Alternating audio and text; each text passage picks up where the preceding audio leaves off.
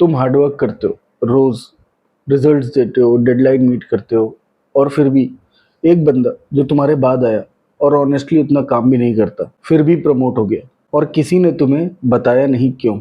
ये frustration, specific quite frustration, professional life का एक सबसे बड़ा कॉमन एक्सपीरियंस है और ऑलमोस्ट इसके बारे में कोई बात नहीं करता। मैं हूं हिमांशु, 13 साल से ऑपरेशंस और बिजनेस ग्रोथ में काम किया है, टीम्स मैनेज किए, बिजनेस स्केल किए, मल्टीपल सिटीज में पीएनएल हैंडल किया है और मैंने ये पैटर्न कई बार देखा है। स्मार्ट केपेबल लोग इनविजिबल रहते हैं, इसलिए नहीं कि वो अच्छे नहीं, बल्कि इसलिए कि किसी ने उन्हें वो पर्सपेक्टिव नहीं दिखाया जो मिसिंग था। यही इस चैनल के बारे में है, द अनकॉमन एंगल।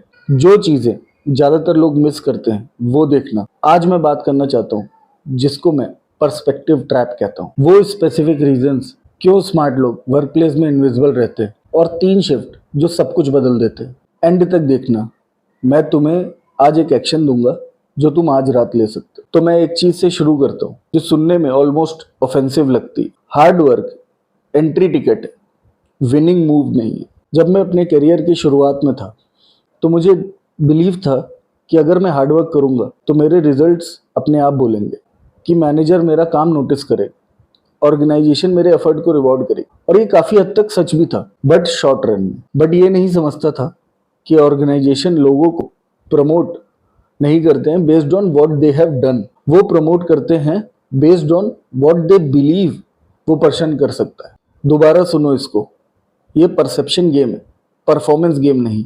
अब मैं ये नहीं कह रहा कि परफॉर्म मत करो, परफॉर्मेंस तो फाउंडेशन है, बट फाउंडेशन बिल्डिंग नहीं है। और बहुत सारे स्मार्ट लोग इतने फोकस्ड हैं परफेक्ट फाउंडेशन बनाने में कि इसके ऊपर उन्होंने कुछ बिल्ड ही नहीं किया। तो क्या चीज़ें हैं जो तुम्हें रोक रही हैं?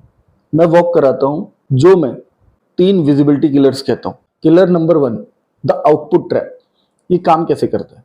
फॉर एग्जाम्पल, तुम एक्सीलेंट काम करते हो, सबमिट करते हो और नेक्स्ट चीज पे मूव हो जाते हो, बट तुम उसे कभी फ्रेम नहीं करते, कभी कंटेक्चुअलाइज नहीं करते, कभी कनेक्ट नहीं करते जो तुमने किया उससे जो ऑर्गेनाइजेशंस का गोल है। 2 लोग एक ही प्रोजेक्ट कंप्लीट करते हैं, कस्टमर कंप्लेंट 30% रिड्यूस कर। पहला बंदा ईमेल भेजता है, work is done, report is attached. दूसरा बंदा ईमेल भेजता है, इस क्वार्टर में हमने कस्टमर कंप्लेंट 30% रिड्यूस की, जिसने सपोर्ट टीम की बैंडविड्थ रफली 15% फ्री कर दी। सेम काम, कंप्लीटली अलग impact on how each person is perceived. पहला बंदा जिसने काम किया, दूसरा बंदा जिसने काम के साथ साथ कहानी भी बोली, और कहानी बोलने वाला हमेशा रिमेंबर रहता है। ये बोस्टिंग के बारे में नहीं है, ये कम्युनिकेशन के बारे में है।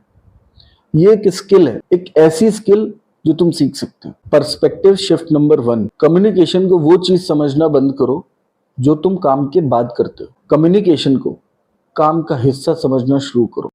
किलर नंबर 2 जो मुझे कंसिस्टेंटली दिखता है, और ये बहुत पेनफुल है क्योंकि ये जेन्युइनली अच्छी जगह से आता है, द ह्यूमिलिटी मिसअंडरस्टैंडिंग। हम सबको सिखाया गया है कि ह्यूमिलिटी एक वर्च्यू है, और है भी, बट कहीं ना कहीं बहुत सारे प्रोफेशनल्स स्पेशली इंडिया में, given how we are raised, humility and invisibility को एक ही चीज मान के बैठे हैं। वो मीटिंग में चुप रहते हैं क्योंकि वो शो ऑफ नहीं करना चाहते, वो अपना क्रेडिट डिफ्लेक्ट करते हैं क्योंकि वो एरोगेंट नहीं दिखना चाहते, वो अपना कंट्रीब्यूशन अंडरसेल करते हैं क्योंकि उन्हें लगता है कि अच्छे और हम्बल लोग यही करते हैं। बट प्रॉब्लम यहाँ है, अगर तुम इनविजिबल रहते हो तो तुम लीड नहीं कर सकते, और अगर तुम लीड नहीं कर सकते तो तुम सर्व नहीं कर सकते। रियल ह्यूमिलिटी खुद को छोटा बनाने के बारे में नहीं है, रियल ह्यूमिलिटी अपने काम और अपने आसपास के लोगों को बड़ा बनाने के बारे में, while still being honest about what you have contributed।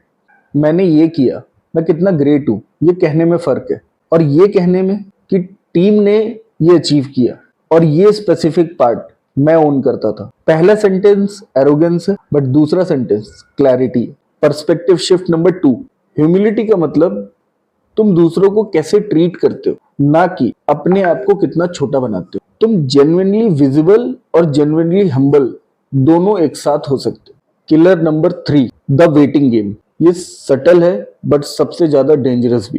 ये ऐसे लगता है, मैं हाथ उठाऊंगा जब मैं रेडी होऊंगा, मैं अपना आइडिया तब शेयर करूंगा जब मैं इसके बारे में सोच लूंगा, मैं अगली मीटिंग में बोलूंगा, मैं ये कॉन्वर्सेशन तब करूंगा जब मैं क्रेडिबिलिटी बिल्ड कर लूंगा। वेटिंग गेम, ये बिलीव करना है कि विजिबिलिटी एक ऐसी चीज है जिसे क्लेम करने से पहले तुम्हें अर्न करना पड़ता है, कि तुम्हें एक certain level of certainty, credibility और सीनियोरिटी चाहिए पहले, तब जाके तुम्हारा हक बनेगा कि तुम देखे जाओ। बट विजिबिलिटी रेडीनेस का रिवॉर्ड नहीं, जबकि विजिबिलिटी वो चीज है जिससे तुम रेडी बनते हो। अपनी ऑर्गेनाइजेशन में उन लोगों के बारे में सोचो जिन्हें अपॉर्चुनिटी मिलती।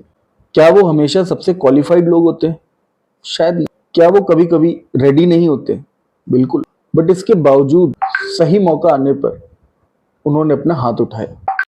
पर्सपेक्टिव शिफ्ट नंबर 3, रेडी होने का वेट करना बंद करो, प्रेजेंट होना शुरू करो। रेडीनेस काम करते हुए बिल्ड होती है, पहले नहीं। अब तक हमने 3 किलर्स के बारे में बात कर लिया। अब मैं एक फ्रेमवर्क इंट्रोड्यूस करना चाहता हूं जिसको मैं परसेप्शन गैप कहता हूं।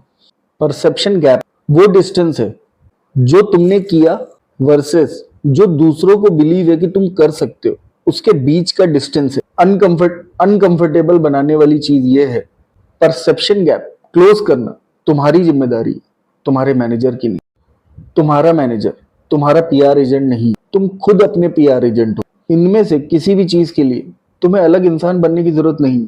सिर्फ इंटेंशनली देखना है कि तुम जो काम करते हो उसे एक्चुअली में देखा कैसे जाता है। एक फ्रेज जो मैं यूज करता हूं, सिर्फ काम मत करो, अपना काम फ्रेम करो।